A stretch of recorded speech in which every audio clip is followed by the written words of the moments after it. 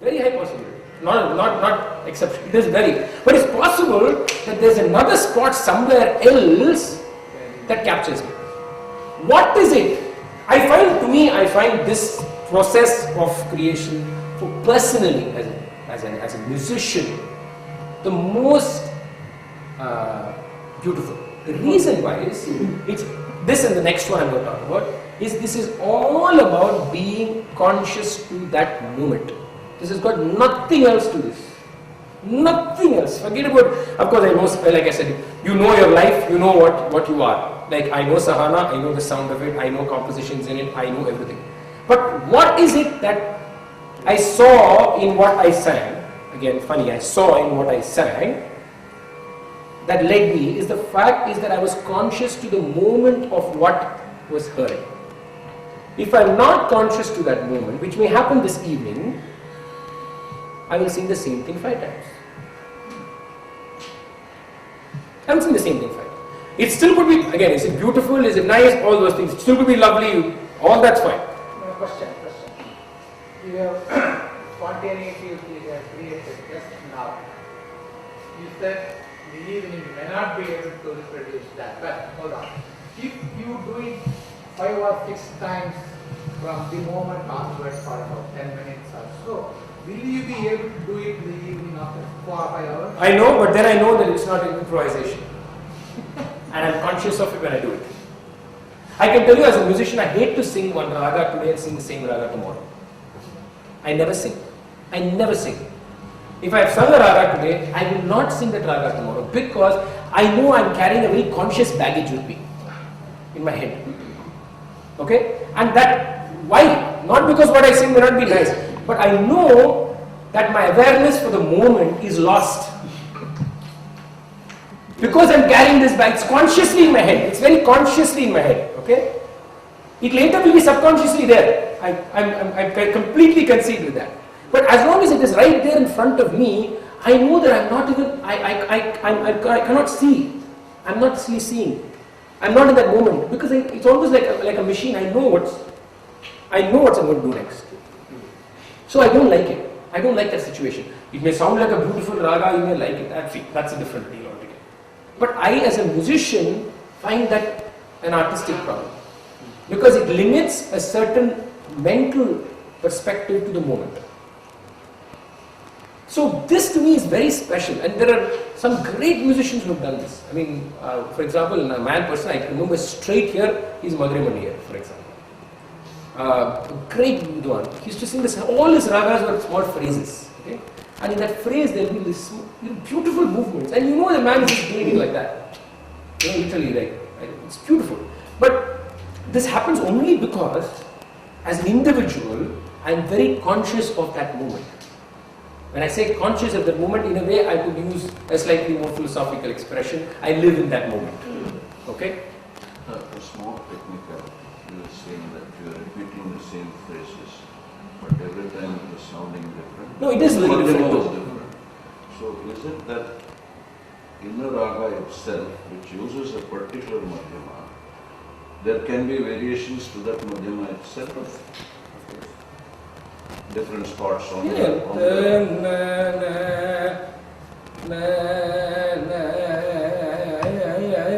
I sang same mark. I sang 3-4 types.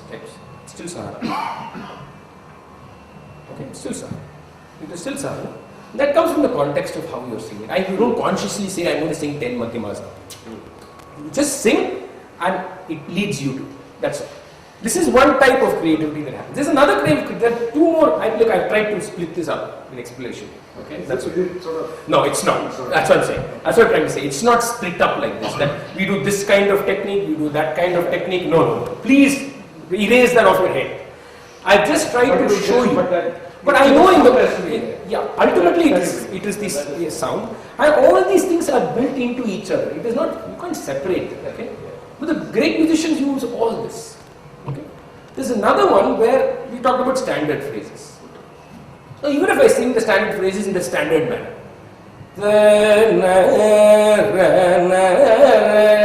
every person who sings Todi in his life will sing this phrase. Then he will sing. This is also standard. Okay. Now there is a word that exists between this standard and that standard. How does this standard lead to that standard?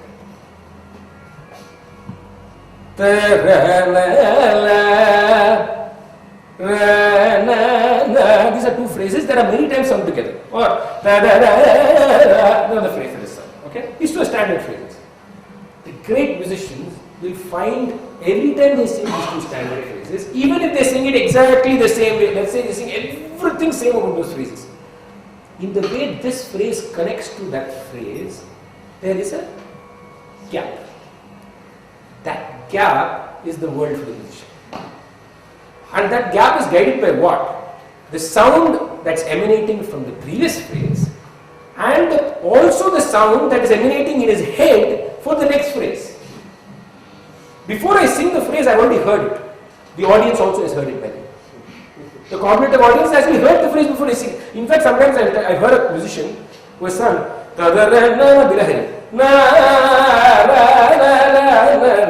very famous great musician, I won't mention his name.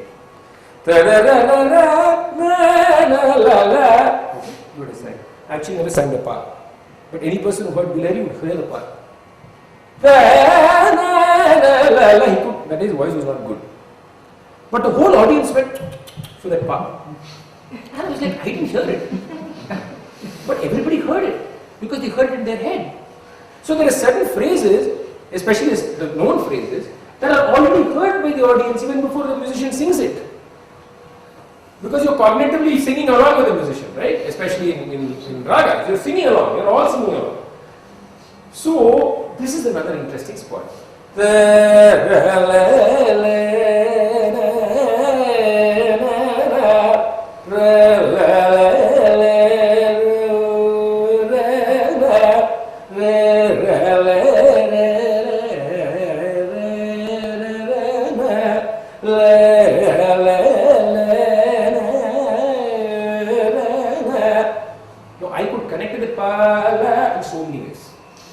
In so many ways. But how I lead up to it could be straight sing phrase A, phrase B, or explore the possibility in between to correct it. This is also where musicians use a lot of these gaps, if I can use the word gaps, between known phrases or accepted phrases to bring in their element of what they are as musicians. This you can find a lot. Now we spoke about, there's a third thing, there's two. The third one before we finish, I probably have to continue Alapana in the afternoon because I don't think I can exhaust it right now. But the third technique is also a technique that is used, okay, which is purely permutation and combination. Now I know the swaras in this raga, especially when I sing fast. I'll take even a phrase-based raga, the raga that's phrase sahana.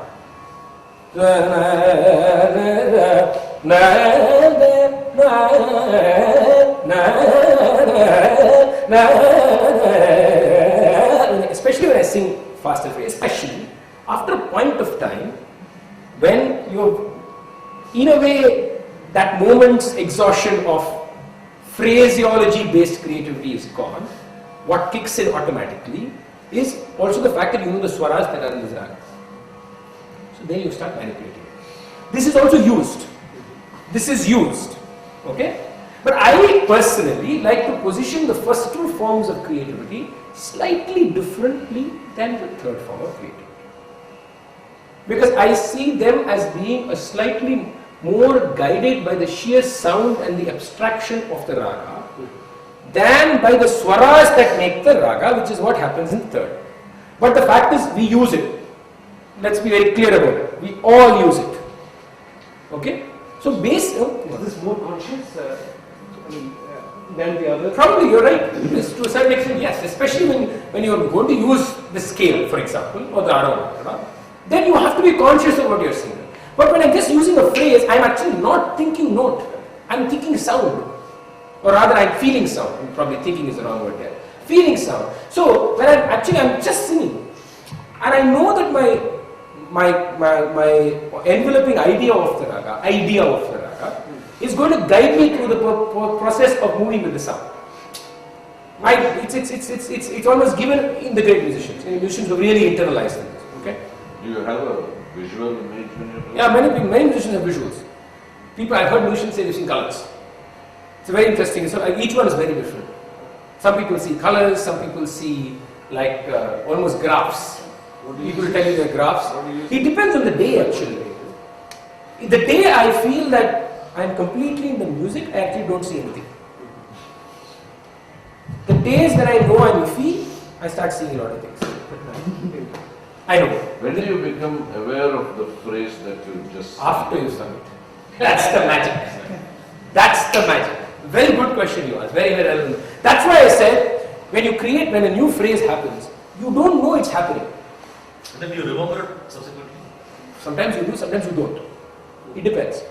That is why I say aware of the moment. See, how do I see? There's a very important point here. How do I know that a phrase can actually develop into something else? It's because I'm aware, for example, I stumble upon a phrase. Okay? When I say stumble, now he used the word mistake some time ago. Right? I'd like to come back to that word mistake. You call it discovery. Huh? You probably call it discovery. Exactly. Mistakes in great musicians are not mistakes. It's stumble on something. They are not mistakes, first of all. Calling it mistake itself is wrong. It is the aesthetic, yeah, calling it mistake is wrong. It is the aesthetic sound that has driven them in that direction.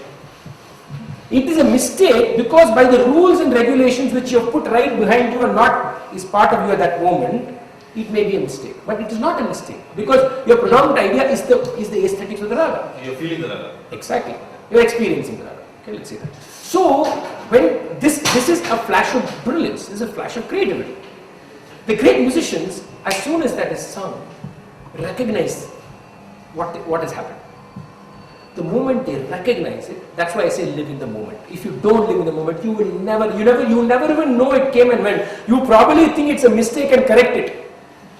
Let's not say that. You will probably think, oh God, I sang this phrase by the rules wrong, and you'll correct the phrase. That's the worst thing you could do. Because you missed out on what you did, let alone anybody else. But the great musicians would immediately see that as another bucket of gold. And then You explore. it just moves. It moves, that's all. It just moves. So the stimuli is the phrase, and what it leads up to also is the So phrase. you keep pushing it till probably you realize you're getting to some other raga. I see all those things are all subconscious happening. You will never get into another raga, let me tell you. If you're in a raga, you can never get. You can sing any phrase and still make it sound like that raga if you're in that raga. You can sing any phrase and still make it. So there are so many phrases that come into a raga where by rules and regulations they are way off. But if they are sung in the picture together, you will never believe that it's a different phrase from something else. Of course, for that you don't try and put together ridiculously opposite things. I mean, there are certain parameters to this also. Okay, so let's not imagine that you can take the right extreme and the left extreme and say make it sound like. Probably very difficult to do so. But instinctively you know. You're that's what I said. See, the moment you're in that aesthetic sound of the raga, there's no question of moving anywhere else. When you will jump off and get into problems, then you're not completely in there. Then there's a high chance. So, for example, sometimes you sing 2-3 ragas which are close to each other. I can tell you, I've heard so many concerts of Shanmugha Srinivasa. He'll sing 3 ragas which are almost close, but not at one moment. When he sang X raga, did he think was he showing you why? Why? Not because it's just skill. It's because when he was singing X, he could only hear X in his head. He only heard X. When he was in Y, he only heard Y. So X and Y to him are not connected to each other.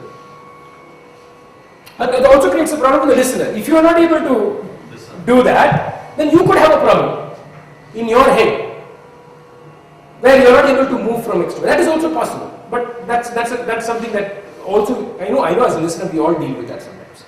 But you will find that a musician sometimes may be oblivious of it and completely be in it. That also happens. That also is a case that happens. Not that it does not.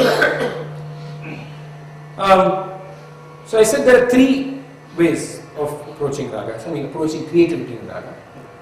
I've said that I try to differentiate between first 2 and the third. An Alapana is not a bunch of phrases. It's not a bunch of known phrases and unknown creations, if I can use that word. The Alapana is a cohesive unit. It is cohesive. It has to be cohesive. It is one complete form by itself. Which means, one, the raga is heard in its most micro section and it is heard in its most macro section. Whereas every note that is heard by itself is also the raga, but the whole unit by itself is also the raga. Which means the way this whole micro elements of it come together is also a very important part of what an alapana is. It is not just about phrases and creation, but it also has a form. There is a form to it. There are not just singular form, but there have been 2-3 ways it's been dealt with. We have to look at what is the alapana form. So how is this whole cohesive unit put together? So only then we will understand alapana as being one presentation or one piece of musical creation as together of a raga. Okay, that will probably do.